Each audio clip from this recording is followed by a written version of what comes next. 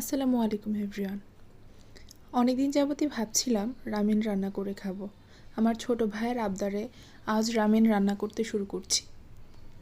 Ramen রান্নার পূর্বেই আমি কয়েকটা চিকেন ম্যারিনেট করে রাখছিলাম, কারণ রামেনটা অনেক বেশি ঝাল হয়ে থাকে।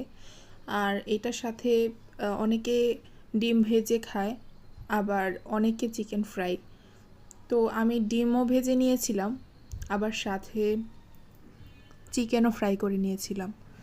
যেহেতু আমরা বাসায় ৩ জন, তাই ৩টা ডিম ফ্রাই করেছি। তারপর ২-২.৫ ঘন্টা আগে থেকে ম্যারিনেট করে রাখা চিকেনগুলো ভেজে নেওয়ার জন্য গরম তেলে দিলাম। তারপর এপিঠ ওপিঠ উভয় পাশেই চিকেনগুলো ভালো করে ভেজে নিলাম।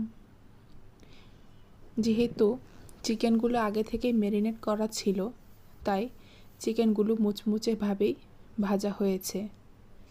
তারপর চিকেনগুলো প্লেটে ভালোভাবে ভেজে নামিয়ে নিলাম। যেহেতু রামেনটা রান্না করার সময় সিদ্ধ করতে হবে, তাই আগে থেকেই গরম পানি বসিয়ে রেখেছিলাম, সেটাতে নুডলসটি দিয়ে নামিয়ে নিলাম।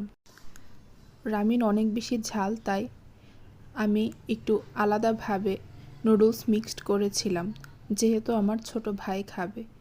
তারপর প্লেটে আমি রামেনের যে মশলাটি সেটি মিক্সড করে নিচ্ছিলাম।